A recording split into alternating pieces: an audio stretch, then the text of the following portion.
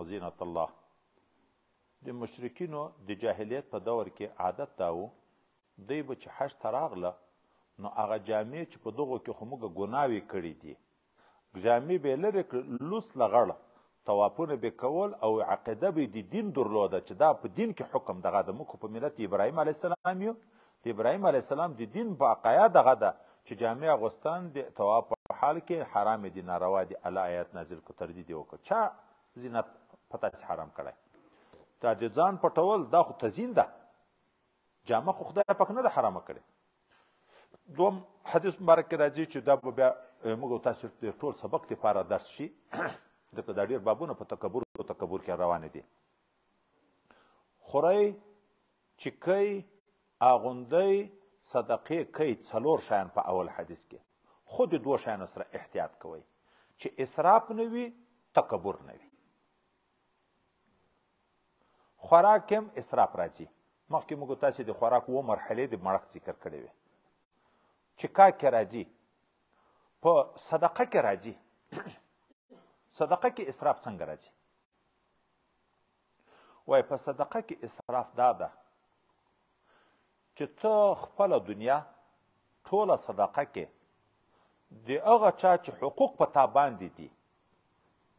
د هغو د حقوقو د ذمهوارۍ اهتمام ونه کړې د ښځې د اولاد د نفقې دپاره چې پرې نه ږدې خلکو ته ځان سخي ښکاره کوې صدقه کې خپل حقوق لازمه یا پور در باندې ده یا د ښځې دا نو اسراف ده. او که د چا حق نه ضایع کېږي لا اسراف په صدقه ولا صدقه من اسراف که په ټوله دنیا د خدای د رضا دپاره ورکړې دغه ته اسراف نه ویلی کېږي چې چا حق نشي پکې ضایع. خو که یوه روپۍ بې ځایه استعمال شي اسراف بیا دا ده چې دغه ته ګناه ده اسراف ورته ویلی کېږي. نو جامه کې خصوصا چې باب ده چې د تکبر نه ځان وساتي. څوک چې د تکبر د وجې نه پایڅې پسې اوږدې کوي رب کریم به په ورځ د قیامت په نظر د رحمت ورته نه ګوري. مسلم کې نور روایت ساتي ویلی و چې نه به د رحمت خبرې ورسره وکړي نه به وګوري نه به یې صفا کړي چې تر څو یې په جهنم کې نه یې غورځولی. قارون د تکبر د وجې نه جامې زړولې خدای پاک په مځکه باندې نه ایستنه پورې یو ګز په مځکه کې روان ده. خو چې تکبر دپاره نه وي درې نیتونه دي. که د تکبر په نیت و جامه اوږدول که شمله اوږدول دي د پټکي که د کمیس لستوڼي اوږدول دي که د پرتوګ پایڅې اوږدول دي تخصیص تر یو پرتاګه پورې وای نه ده په ټول لباس کې چې د تکبر په نیت باندې وي مکروه تحریمي نو معنی د حرام دی. او که د عادت په بنیاد وي نیت خو نه وي پکې د لویي خو عادت وي مکروه تنزیهي. او که کله کله د ناپامي د وجې نه سړي پام نه و پایڅه یې ځنډېدلې یا شمله تر اوږده شوې بیا نه مکروه ورته ویلی کېږي تنزیهي نه تحریمي بیا جایز لکه صدیق اکبر رضی الله عنه ته چې نبي علیه السلام یې ته د کبرجنو خلکو د جملې نه یې نو هغه که کله کله کېږي عادت نه وي بیا وایي متصف کېږي نه په کراهیت باندې.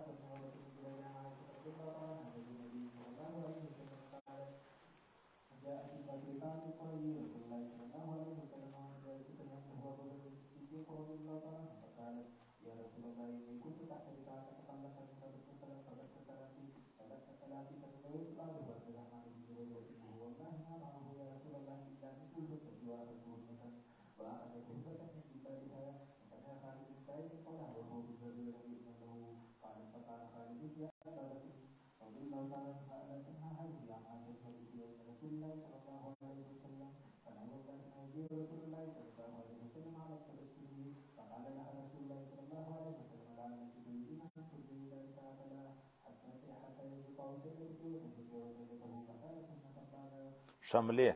دا څادر چې نور اوبدلی په سر کې شملې وي دغه ته خطبه وي دا روا ده دا بعضې خلکو روایي چې څادرو ژۍ جوړې کړي د شملې د پټکي ژۍ دغسې دا پروا نه لري دا نور خصوصي مثالونه مې ویلي دي خبره مو مې ویله ده د بلبلې خبره مو اورېده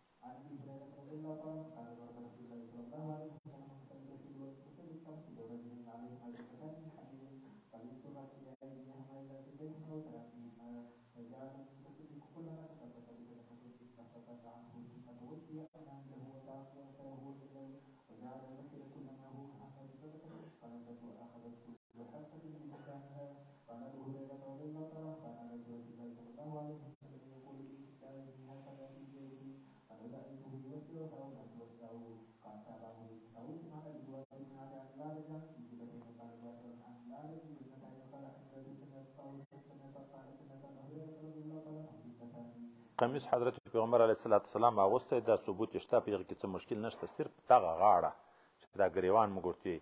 دا به مخ لور ته وي که شا لور ته وي که د ولې په سر وي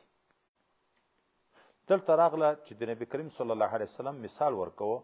د بخیل او د سخي چې دغه دواړه داسې مثال ده لکه دوه نفرو چې زغرې اغوستي دلته یې لاسونه بند دي سخي چې اراده وکړي د سخاوت هغه کړی سستی شي لاس را خلاصیږي زغرې ولویږي لاس کې جوب ته روپۍ ورکړي او بخیل چې وي هغه چې اراده وکړي نو هغه کړی کلکې شي چې هر څومره ازادي دلته نبي علیه السلام داسې اشاره وکړه معلومیږي چې ګریوان مخکې و داسې وایي معلومیږي چې مخکې و ازادي یې خو نه ازادي کې لکن زموږ علما لیکي چې اصل کې خبره دا د مخالفت د ښځو نه ضرور ده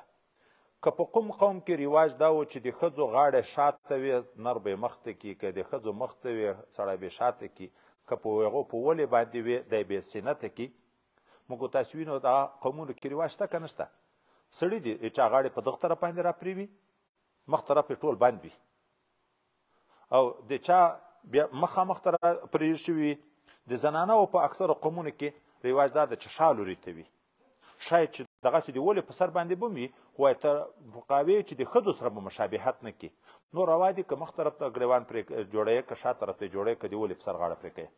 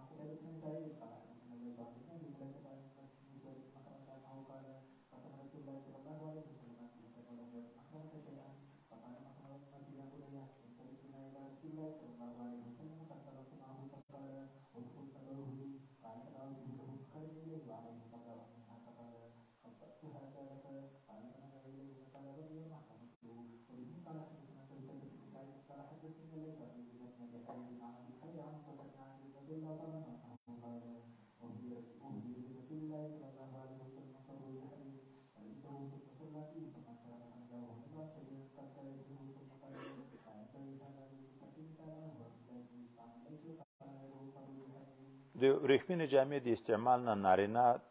ممنوع دي د ښځو دپاره جایز دي نرو دپاره ممنوع کوټ چوپانه واسکاټ کالی هېڅ شی بیا فرق نه لري خو دلته ثبوت راځي چې حضرت پیغمبر علیه السلام ورېښمین کوټ اغوستی ده خو لمانځه نه بعد بیا چې سلام وګرځو داسې زر ویست لکه سړي چې د یو شي نه بد راشي نو اغوستی ولې بیا ویل دا د متقینو د شان سره مناسب نه ده وای اغوست په هغه وخت کې و چې حکم د حرمت نه و نازل خو حضرت پیغمبر علیه السلام ته لکه الهاما زړه ته نفرت مخکې تر حکم د نزول نه راغی زر یې ویست لرې کړ وروسته حکم د حرمت نازل شو چې د نرانو دپاره د ورېښمینې جامې استعمالول بیا که کوټ وي که کمیس وي که هر څه وي دا ناجایز دي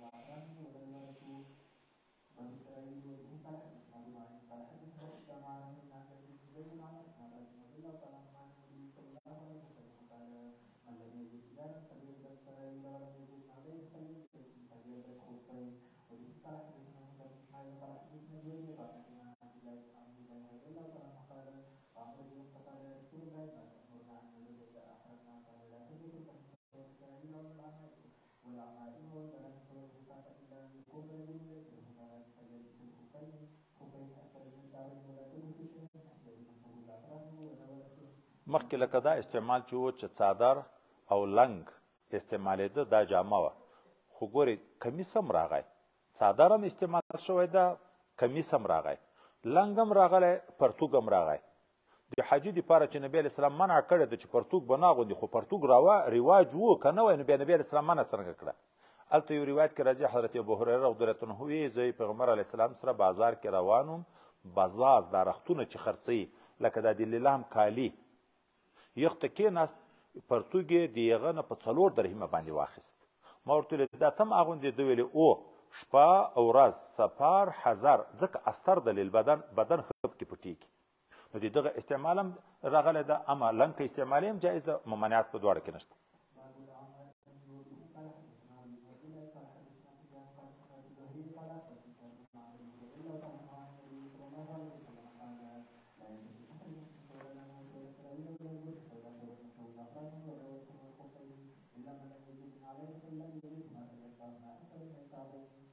د پټکي په باب کې لږ څه تفصیل پټکی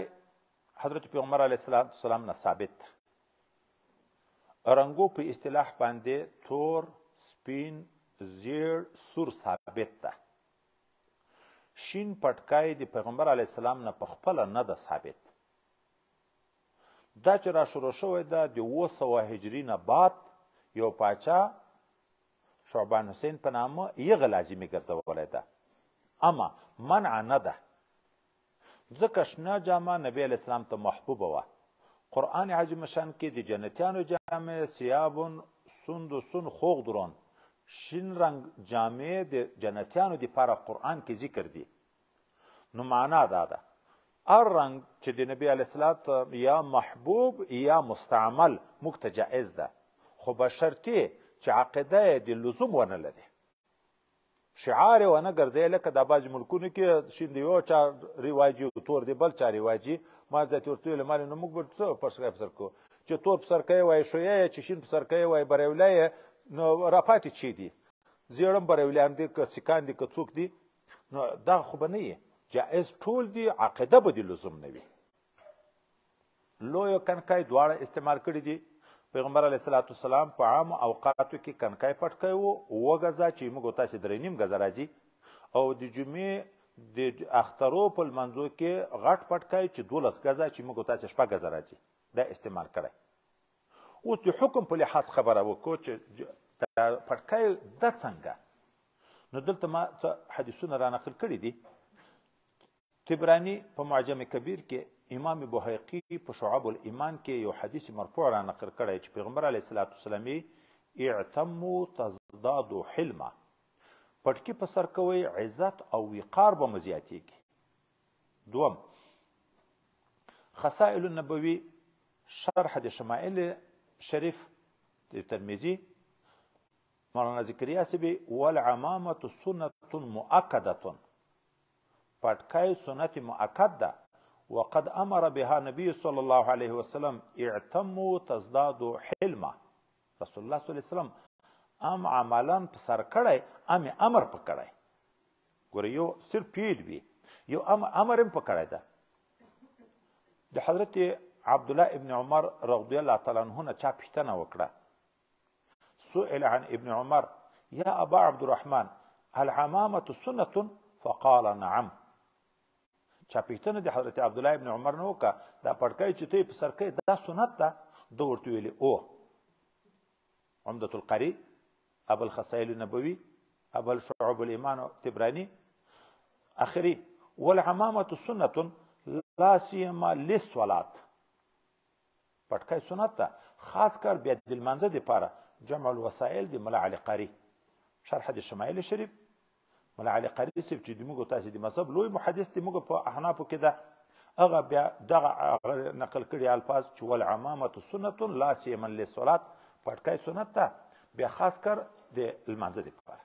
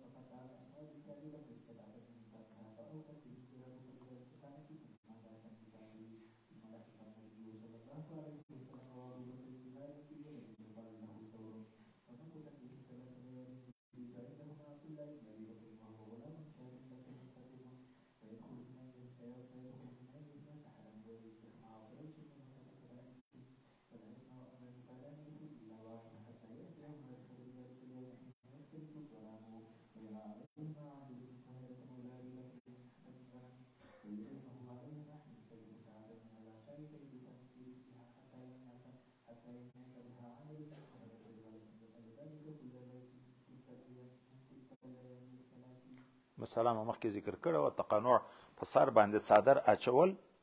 حضرت پیغمبر علیه الصلاۃ والسلام چې د صدیق اکبر کور ته په غرمه کې ورتلو تقنع کړی دا جائز ده د هجرت په مسله کې راغی دا ثابت ده دواړه حدیثونه مخکې ذکر شوي دي خو هلته موږ فکر کړی موږ دا هم ویلي و چې دا خلوت صغرا ده چې دا سر باندې پټ څادر واچي یو لوری بل لوری نه ویني د انسان ذهن ډیر نه مشوش کیږي او دا دلیل د تواضع د لاندې طرف ته ګوري مځکې ته د ښه سوچ او د فکر ذریعه ده چې ذهن مشوش نشي نو بیا سړی په حقیقت امورو کې سوچ کړی شي فکر کړی شي نو دا د هغه د صالحینو ده تقنع جایز ده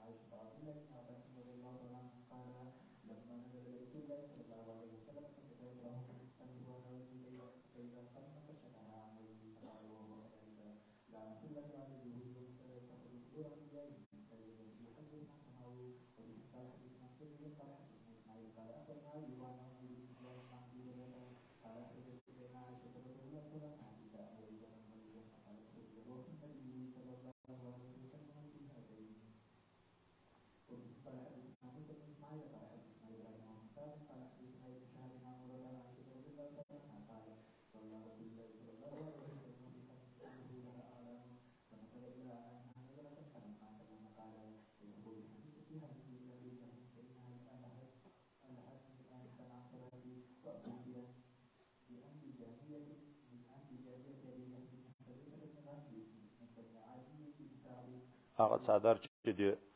پنبې نه جوړ شوی د حبره مخکې ذکر شو، نبي علیه السلام ته محبوب و ځکه پوست او د بدن په ناپ باندې غټ غټ پراتله د یمن د طرف نه.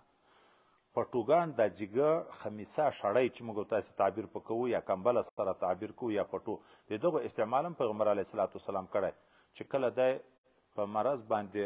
مریض و دغه شړی مبارکه چې په مخ باندې اچولې وه دا به یې کله لرې کړه او بیا به یې وویلې چې آینده کې څوک د ده سره داسې ونه کړي چې لعنت خدای دی په یهودو په نصاراو چې دوی قبور د انبیاو مساجد ګرځولي او سجدې یې ورته کړې. د زرکدن نه مخکې په ده حال کې خمیسه په ده پرته ده او ام المؤمنین د ده څادرونه راباسي جګه ډبل چې د نبي کریم صلی الله علیه وسلم روح مبارک په دغو څادرو کې د دنیا نه تللی.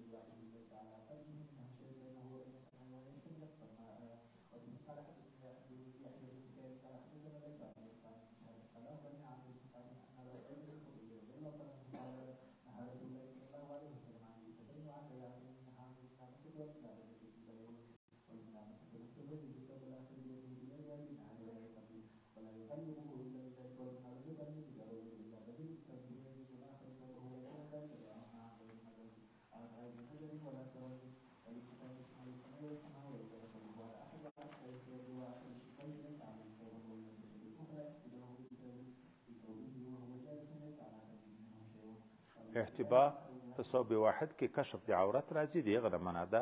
احتمال سما کې دوه تفسیره راغله، یو دا چې دا څادر غټ وي د ځانه یې تاو کې حتی لاسونه هم د ننې کې بند کې، هغه نه منع ده ځکه د ضرورت په وخت کې لاس رایستل مشکل دی. دوم احتمال سما دام ده څادر د ځانه د تاو کو بیا لکه دا موږ خلک د اعلان د لوري بیرته داسې په ولې راواړوي او چې یو څادر وي او دا یو لوري بیرته راپورته کې خو عورت لوڅېږي که نه لوڅېږي، بیرته کشف د عورت ته کوي. احتباء هم په ثوب واحد کې علت د عورت ته لوڅېدن ده او که احتمال سمام هم په دغه معنا باندې چې څادر بیرته ژر راوړې.